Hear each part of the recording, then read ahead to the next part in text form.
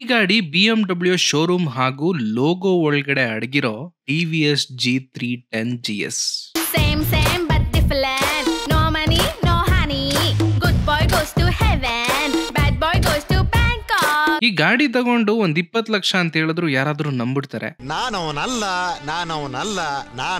Twist ಇರೋದು ಅಲ್ಲಲ್ಲ, ಬೇರೆ ಎಲ್ಲಾ ಇಂಟರ್ನ್ಯಾಷನಲ್ ಬ್ರ್ಯಾಂಡ್ ನಲ್ಲಿ ಕ್ರಾಸ್ ಆಗಿರೋ ಗಾಡಿಗಳಿಗಿಂತ ಈ ಗಾಡಿ ಸರ್ವಿಸ್ ಇದೆಯಲ್ಲ ಭಯಂಕರ ಎಕ್ಸ್ಪೆನ್ಸಿವ್. ಅಂದ್ರೆ ಅರೌಂಡ್ 9,000 ಒಂದ್ ಸರ್ವಿಸಿಗೆ ಬರುತ್ತೆ. ಇನ್ನು ಆಕ್ಸೆಸರೀಸ್ ಕತೆ ಕೇಳ್ಬೇಕಾ? ಮಾತೇ ಇಲ್ಲ.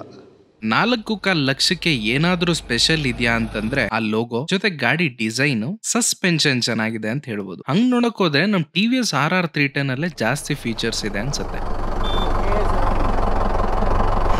ಇನ್ನು 33.5 BHP, 28 Nm torque, 6 speed gear box ಜೊತೆ ಟಾಪ್ ಸ್ಪೀಡ್ 150 ವರೆಗೂ, 11.5 ಲೀಟರ್ ಟ್ಯಾಂಕ್ ಇದೆ, 25 ವರೆಗೂ ಮೈಲೇಜ್ ಬರುತ್ತಂತೆ. ಅಲ್ಲಲ್ಲಿ ವೈಬ್ರೇಷನ್ಸ್ ನಿಮಗೆ ಎಕ್ಸ್ಪೀರಿಯನ್ಸ್ ಮಾಡೋದಕ್ಕೆ ಸಿಗುತ್ತೆ. ಈ ಗಾಡಿ ರೇಟಿಗೆ ಆ ಇನ್ಸ್ಟ್ರೂಮೆಂಟ್ ಕ್ಲಸ್ಟರ್ ಇದು ಬಿಸಿಲಲ್ಲಿ ಫಸ್ಟ್ ಆಫ್ ಆಲ್ ಕಾಣಲ್ಲ, ಜೊತೆಗೆ ಈ ನನ್ನ ಮಕ್ಕಳು ಇಷ್ಟೆಲ್ಲ ಕೊಟ್ಬಿಟ್ಟವ್ರೆ. ಇನ್ನು ಈ ಗಾಡಿ ತಗೊಂಡು ನೀವು ಆಫ್ ರೋಡಿಂಗ್ ಎಲ್ಲ ಹೋಗ್ಬೇಡಿ. ಯಾವ್ದಾದ್ರು ಪಾರ್ಟ್ಸ್ ಹೋದ್ರೆ ಕಾಸಿರೋರ್ಗ್ ನಡೆದೋಗುತ್ತೆ.